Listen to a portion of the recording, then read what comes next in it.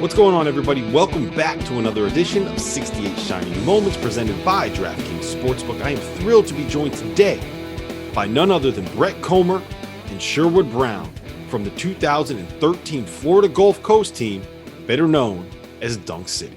Welcome back to another edition of 68 Shining Moments here on the Field of 68 Media Network. Today, I am thrilled to be joined by two of the members of FGCU's Dunk City Cinderella team. I have Brett Comer and Sherwood Brown. Gentlemen, thank you for being here today. Appreciate you for having us. What's up, man? How's it going? So the first thing I ask every one of the guests on this show right off the bat is what it feels like to kind of be this March moment. What is it like knowing that every time you turn on an NCAA tournament, every single March, as long as March exists, you're going to see highlights of you guys making that run to the Sweet 16? Brett, why don't you start? Obviously, it's cool to see, and it's fun. Just kind of relive some of those moments of, with guys, we don't get to spend a lot of time together anymore with everybody kind of living life and going different places. So it's fun to be able to kind of see that, relive the moments, kind of remember some of the stories and the history to it. And obviously, just to kind of in the business that I'm in, all our players are always talking about it and laughing about it. So it's cool. And it's kind of great to see every March because it comes up, like you said, every March. So. Sherwood? Yeah, just like what Brett said, it's a great thing to know that we accomplished. What we accomplished, and every time during this time, it's like I can feel it. I feel the vibe, and I don't really get to see it that much because I'm not really in the U.S. that often. But my parents and family and friends always tell me they see commercials of us doing things from the tournament, and it just makes me feel real good. How often does it come up as a topic of conversation when people find out who you are? Like, oh, you played for Dunk City? Is that something that you hear a lot? Yeah, I actually hear that pretty often. Some of the players that I come in contact with from playing abroad, they bring it up sometimes, tell me how they was watching it and was going crazy just like we was. So let me ask you this. We'll rewind to when the bracket gets released. You guys draw Georgetown, storied program, number 2 seed, Big East champions. You had played a bunch of high majors that year. I don't think that you actually had pulled off any of the upsets. So what was your first thought, when you get Georgetown, you draw them, and that's who you see you got in the bracket, Brett? Well, actually, the first game of the year, we played Miami at home with Shane Larkin, and we actually ended up beating them at home. So we kind of knew we had a special team. Actually, it really kind of goes the year before that. We were a 6 or 7 seed, played in the ASUN championship against Belmont. That's when Belmont was in ASUN. And we lost, and then our coaches actually made me, Sherwood, Bernard, and some of our guys stand out there and watch them dance and celebrate. And I remember, I think it was Sherwood and Bernard right next to me. I think I remember telling Sherwood this, we're not going to feel like this again next year. And then obviously, we go through the ASUN tournament. We were the 2 seed. We beat Mercer, and we get the bracket. And we felt good about Georgetown. We knew that their style of play, they wanted to slow it down a little bit more. With the Princeton offense they ran, we running all the backdoor stuff with our matchup zone. They were just going to cut into another body. So we knew if we could push the tempo, we'd feel great about it. The only thing that was a little concerning to us, I think it was like the day before, after we got the bracket kind of preparing for them, we watched personnel, and they showed the Otto Porter highlight film, the Big East player of the year, and we were sitting there like, okay, he's pretty good, kind of what, he was made out to be. But we were ready, and we weren't scared of the moment. We all played at VCU that year, Duke, Miami, Iowa State. We weren't scared of anybody, so we felt good about it. So you mentioned the pace that you wanted to play with, and at halftime, it was kind of an ugly game. I think it was 26-24. You guys were leading, but it was more of Georgetown's pace and Georgetown's style. So you go into that halftime locker room, you have a conversation. Like, what is that locker room like, Sherwood? Honestly, we went into the locker room and we was winning. So the conversation was, just keep going, keep doing what we do. We knew that, in the second half, it's basically like 0-0. So with the score being that close. So we just continue to do what we do, apply the pressure. We had good defensive schemes. And then we just wanted to put points on the board. Right. So I heard a story about you, Sherwood. I heard that you got into it a little bit with Otto Porter there. Was it at halftime? Can you tell that story? I really don't remember exactly what had happened because it was so long ago. But I remember beginning of the game, it was some player on their team who said something, and it caught my attention. So it was really from the beginning of the game. I had an extra chip on my shoulder because I would find anything to motivate me, anyways. So from the beginning of the game, I had an extra chip on my shoulder, and I was like, "Well, these guys think they're gonna push us around. It's not going to be that type of game." I heard that's not that's not uncommon for you to find a way to get a chip on your shoulder. Yeah, man, it's not. It's not. It's funny. I would say that was our team as a whole. I think that's kind of how we all felt. We all kind of felt undervalued in a way. The fact that we appreciated our time at Florida Gulf Coast. Obviously, we loved being there, but we felt we didn't get the respect we deserved as individual players that we're at Florida Gulf Coast. Let's just call it what it is. Nobody knew what it was. A lot of us didn't know either before we went there. So I think we all kind of had a chip on our shoulder. And like Sherwood said, we were all ready to go. We were all ready to go because I think it was a warm-ups. They were chirping a lot. Yeah, we got really excited from that point too. So I think the most famous play from your run is probably the lob to Chase Feeler at the end of the Georgetown game that put you guys up by 9. Brett, can you just kind of take me through that play, what you remember seeing, and how it kind of unfolded? So it's funny. That's probably the most memorable play, but it's not the best one we had all year. Mm-hmm. We had another one where he was trailing. I just threw it over my head. He went and caught it on somebody. But with Chase, me and him always had a really good connection on the floor. Whenever a ball screen happened, he'd always be in a corner. He always knew when to cut. I always knew where he was on the floor for some reason. It was just kind of a weird connection we had. But I just remember that play. Georgetown tried to pressure, pick up the ball. I think Sherwood, you threw me the pass. They came to double you, and you outlet. You threw it ahead to me, and all I remember is I'm going to the hole. I'm going to go shoot a layup, and I'm like, Otto Porter's trailing me. So I wasn't going to go shoot a layup. He's probably going to put my stuff against the glass. So all I see right over my shoulder, I see Chase running. And I'm just like, I know if I throw it up there in the right spot, with how athletic he is and his timing, he's going to go get it. So I just threw it up there, and obviously the rest is kind of history. He went and got it and kind of gave us the momentum to kind of finish out the game, because I think they were cutting back into our lead a little bit right then. At that point, we were up 20. It was down to maybe 6 or 8. So it's definitely one of the most memorable plays, the play we probably see the most on social media and just brought up all the time. So yeah, let me tell you this though. I'm sorry to cut you off, but let me tell you, these dudes used to do this all the time too. It wasn't like this is the first time you've seen an alley-oop from Brett to Chase. Like, we seeing this all the time in practice. We seeing this all the time in, lower games that don't really get, that much recognition. But then when y'all seen it on the national stage, it was just crazy. Well, I think that's part of what made you guys so endearing, right? Like, I think not only were you the perfect Cinderella to make a run, like a 15 seed making it to the Sweet 16, that's never happened before. You also were this team that came out and was dunking on everybody, throwing lobs on everybody, right as Twitter and Vine and Instagram and YouTube and all of these like social video channels were kind of popping up. So it's like, not only are you these Cinderella darlings, but you're doing it by dunking on everyone, which is not necessarily what people expect when it comes to kind of these underdogs, right? Like, we expect the big schools to be doing that to the small teams, not the small teams to be doing that to the big teams. So I think that's kind of what everybody connected with. Does that make sense? No, it does make sense. And, I think a lot of it too is kind of the way we practice. I mean, we would run drills, just practice throwing lobs every day. And then we just played so much in practice. We had a really good feel for where everybody was on the floor. And kind of, I think commentator said it during the game. And, we were a very confident group.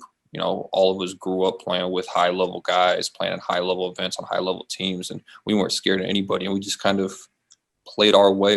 Coach Enfield really gave us a confidence about ourselves. He's a little cocky himself, and that kind of rubbed off on us and kind of who we were and the style we wanted to play. He wanted to get up and down and push the ball, and that's kind of what we did. And just call what it is, we had enough athletes, and I was willing to find them to get those dunks and throw those lobs. So before we get back into that interview, I just have to let you guys know that, yes, it is that time of year again, folks. Conference tournaments are tipping off. Bubble teams are making their final push for a bid, while the best teams in the country are gearing up for a deep run in March. Auto bids will be punched. Slippers will be fit. And our partners at DraftKings Sportsbook, America's top-rated sportsbook app, are putting my listeners at the center of the action. If you bet $4 on an underdog in a select game this week and that underdog wins, you win $256. Yes, that's right, $256. Here's how it works. Download the DraftKings Sportsbook app now. Use the promo code FIELD68 when you sign up. Scroll through the list of the select underdogs, bet $4 on one of them to win, and cash $256 when they do. There is no better way for you to put your college hoops knowledge to use than to put your money where your mouth is with DraftKings Sportsbook. It's safe, it's secure, it's reliable. You can deposit and you can withdraw your funds at your convenience. Trust me, I know, I use them. So remember, that's code FIELD68. That's FIELD68 to turn $4 into $256. It ain't going to get better than that, folks. For a limited time only, you must be 21 years or older. Restrictions apply. Go to DraftKings.com for details. Gambling problem? Call 1-800-GAMBLER. So take me through the moments after that game ends. Like, what do you remember from the locker room afterwards? What do you remember from the bus ride home? Like, what was when you finally pulled it off? When you finally said, "Okay, we are a 15 seed and we just beat number 2 seed Georgetown." Like, what do you remember from there, Sherwood? I just remember, we going to the locker room. Obviously, everybody going crazy, throwing water and stuff. And then Coach Enfield says, we're gonna go to the hotel. We're gonna get some rest. We're gonna come back and win again tomorrow. And that just stuck with me right there because I was like, "You're right. We are gonna win tomorrow too." It's not just a one game thing. How hard was that? I don't think people understand the difficulty in celebrating this victory and then knowing that, okay, in 48 hours, you got to go and do the whole thing all over again, Brett. Mm-hmm. Crazy enough, I don't feel like that one was as hard, the second one. I feel like the Florida game was harder because the amount of time in between and the amount of media and coverage we were getting. But the San Diego State one, it was too quick of a turnaround to kind of even breathe or think. It was just kind of, all right, let's just go get the next one. And like Sherwood said, when Coach Enfield comes in the locker room and says, I just go back and prep, we're going to go play in the Sweet 16, we had no doubt in our minds that that's what we were going to do. I also feel like that San Diego State game, people kind of forget about it, right? Like it's kind of the story of you guys is the win over the Georgetown and then what you became in that time between the second round and the Sweet 16. But no one really talks about the fact that you went out there and you beat up on a San Diego State team that's a really good program. Beat up on them too. Yeah, they were a good team. Obviously, I thought Jamal Franklin was probably the best player we probably played that whole tournament run and year. I thought he was really good. But we just kind of played our style of play and just pushed the ball down the floor, our matchup zone and our three-quarter press, and we were able to just get stops and get out and run. I think that was the biggest thing because that game was close too, if I remember right, Wood, and we just were able to get stops and push the ball, and it kind of changed momentum again. Same time in the second half, I think, as the Georgetown game. So, yeah, we really opened it up in the second half. All right, give me your favorite memory from that first weekend, both of you. Sherwood, why don't you start? You talking about the weekend after we had won the advanced to the Sweet 16? Yeah, that first weekend of the tournament when you won those two games. What's your favorite memory, the defining memory for you from that weekend? My favorite memory was I'm not gonna lie. I think my favorite memory the whole time was just riding on the chartered planes, just being able to, riding on the chartered planes with just us on the team on there. I think the cheerleaders was on a plane too, and it was just only us and no other people. I think that was my favorite. Brett, how about you? It kind of goes with what Sherwood said. I think I wouldn't say that maybe there's necessarily a favorite moment. I think just the whole experience as a whole. We're a team that we bust most places we played. We're able to get on a charter. We'd win games, and Coach Enfield had a weird obsession with Five Guys, so that was our post-game meal. Instead of getting these nice meals at hotels, obviously, just spending time with the guys that we really cared about each other. We really cared about the school name more than the name on the back of our jersey, and kind of just living those moments together and just spending time on something we kind of built. It's not like it was a team that just made a tournament run. It's a school we all kind of built together too, and a program we kind of built in a way. So I felt like that whole thing was really cool.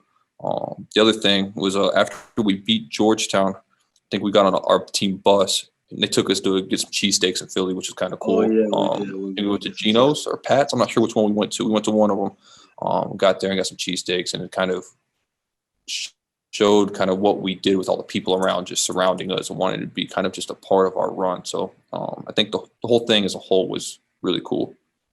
So you guys went from being a number 15 seed at a school that a lot of people had never heard of before to quite literally the biggest story in America for that entire next week. I think you were you on the Today Show and Good Morning America? I mean, everybody was talking about it. You basically went from nothing to being TMZ, living that TMZ life in the blink of an eye. So what was that next week like? Was it a blur? Was it overwhelming? Were you able to actually get anything done? Like, what was that like? I know for me personally, I think Brett too. I think I could speak for him too. It was a bit overwhelming, especially going on the campus. Like we were trying to go to class and stuff, and then we was getting rushed by like literally anybody to try to take photos, get autographs. We had to actually get the campus police to escort us to class so that we could make it. So you still had to go to class in between the games? Yeah, they was making us go to class still, man. Yeah, you got to study still. Yeah, it was interesting. We'd show up to class and our professor would be like, "Why are you here?" in a way. And then like Sherwood said, it got so crazy that I think it was me, you, Bernard, and Eric. We went to get lunch on campus, and it's right by the bookstore. And it got to the point where we got mobbed by people. Like it was nonstop. People just kept on showing up. Like Sherwood said, we had to get a police escort to classes, back to practice. Like that whole week was overwhelming, but at the same time, something that I know from our SID wanted to do was kind of capitalize on it. Like you said, no one knew what Florida Gulf Coast was. No one knew kind of who we were in a way. So let's capitalize on it, and kind of brand the school and kind of make something out of the situation. Give me the wildest story that you remember from that time, between the end of the end of the second round and the start of the Sweet 16. Like, was there, did you have any celebrities reach out to you? What was the maybe the biggest name you heard from? People tweeting about you? Crazy. I mean, I wouldn't think that anything too crazy happened that week. Obviously the social media of celebrities reaching out was high. Like Lil Wayne was tweeting about us. Plies is from Fort Myers. He was reaching out, messaging all of us. Like, obviously, like my good friend Austin Rivers was reaching out, texting about it, watching the game, posting he's watching the game. Like, it was really cool to kind of seeing the people surrounding us and kind of wanting us to keep on going. But I wouldn't say that week was anything crazy out of the normal happened, just because of the fact we were so locked in on trying to go win that game in Dallas against Florida. So that's just, at least for me, Sherwood. I know you may have stories. It's the same, man. It's pretty much the same. Like, I just seen everything that was going on, and I just wanted more of the feeling. So, obviously getting some more wins would add to that. So I was really just focused on trying to get another win. Just another win. I think the other thing, though, which we didn't hit on, which was another good moment kind of after that San Diego State game. Before media, we got pulled into like a back kind of private room at the Sixers facility. It was me, Sherwood, Bernard, Coach Enfield. I think our AD, Ken Kavanaugh, was back there. And we're kind of just waiting. And Andy Enfield, with this goofy grin, looks at us, goes, "Who would have thought I'd be going to a Sweet 16 with you three?" And just starts dying laughing. We're all just back there laughing and having a great time. So I think that's one of the moments I remember the most too, that we didn't kind of hit on. So yeah, because I've been to those media sessions at the NCAA tournament, and it's always funny how you have all the players come onto the stage, but they come out of these like curtains, right? And I've never known what people do on the other side of those curtains. So they just kind of have you in a little staging area. There was a little staging area. I think it was by their training room. They had like whirlpools back then. We were just standing there kind of, waiting at an all-time high. Like we're going to Sweet 16. We didn't realize how great it was maybe at the time. We knew it was cool, but I don't think we really realized we were the first 15 seed to do it. We were just like ready to play. We're just playing. Right. I'm always interested in this too. Obviously you have you never want to end on a loss, right? And at the end of the day, like you go to the Sweet 16, you get knocked out by Florida, and that's not how you wanted your season to end. So when you look back on it now, was there disappointment there? Were you happy with the accomplishment that you had? Like, it's always a weird balance for me where it's like, okay, you guys did this incredible thing, but you also didn't accomplish like the ultimate goal for why you play this sport and why you compete in that tournament. So did it take you a while to come to grips and understand, like, we just look at what we did? How does that work? I think it was a mix of the two. Obviously we were disappointed. We wanted to keep playing, keep winning. We thought we had a good enough team to knock off Florida and keep going. But I remember it was like a minute left in the game. The game was pretty much over. It was my last game playing with Sherwood. I think I dapped them up at half court. You know, we were proud of what we did. You know, at the end of the day, like I said, we wanted to win, but we were proud. You know, we did something that nobody's done before. And I remember we were walking after the game. We were going to media. It was me, you, and Chase. And there's a picture. I think it's on my Instagram. We're walking down the hallway with arms around each other, just like proud of what we did for each other and proud to be able to send Sherwood and our other senior Eddie Murray out the right way, and kind of just we were proud of what we accomplished. Kind of we're at an all-time high, to be honest with you. Yeah, I know it sucks to lose. No one wants to lose, but at the same time, no one thought we'd even win a game in the tournament. So, Sherwood. Yeah, man, I agree with what Brett said. It's kind of mixed feelings. You know, especially after a loss. I mean, I still think about that game sometimes. I feel like, you know, I'm sure Brett do too. Like, we could have won that game, but at the end of the day, you know, fatigue does play a huge factor in the game. That's kind of the first time I ever really noticed like the difference between, you know, high major and kind of mid-major programs as far as like weight training, because those guys was like really big and strong. Yeah. And they didn't think about that with any other team we played against. Wasn't Patrick Young on that team? Yeah, Patrick Young. They had a whole bunch of dudes, and sadly, to this day, I still hear about it because one of our assistants here was on staff on that Florida team, so he cracks jokes all the time about how they beat us. But like Sherwood said, though, the difference was really shown that game, just the way their bodies were and just kind of the size, and they kind of matched our athleticism. And you know, that's kind of what we were able to win off of, was our speed and athleticism. They were able to match it. So, yeah. All right. So this is the last thing I got for you guys. And I don't even know if you guys know this. Do you know where the nickname Dunk City originated? Do you know who started that? I don't know who was the first person to say that, actually. I don't either. I have no clue. And everybody comes up with, somebody on ESPN. It was somebody here. I have no clue. So I take the credit for it, but it was actually my roommate at the time. So we were running a website called Ballin' as a Habit, and the tweet still exists. And at 8:25 p.m. on March 22nd, I'm looking at it right now, he tweeted from our official account then, apparently FGCU is located in Dunk City, Florida. And that's the first time you go back and you look all the way through Twitter. That's the first time that Dunk City was referenced. So I take credit for it because I take credit for everything that he does. That's just how I operate. I'm a real team player, but yeah, we started that thing back then and it kind of took off. So man, we appreciate it, man. Yeah, no doubt. That's a great nickname that obviously still sticks with our team, still sticks with the university. So whoever came up with that you guys did a hell of a job. It was fitting because like that was right when it was the Lob City Clippers, right? With like Chris Paul, Griffin, and DeAndre Jordan. So it was the perfect coming together of everything, of basketball, of nicknames, of social media. And it was a lot of fun to watch. I'll tell you that much. Yeah, it was a lot of fun to be a part of it too. Yep. Well, listen, guys, I appreciate the time. Thank you for doing this. I'm glad that we were able to connect. And as soon as we get it up and get it on the website and get it on YouTube, I will make sure I get you guys a link for everything. Awesome. Appreciate it. Thanks for having us.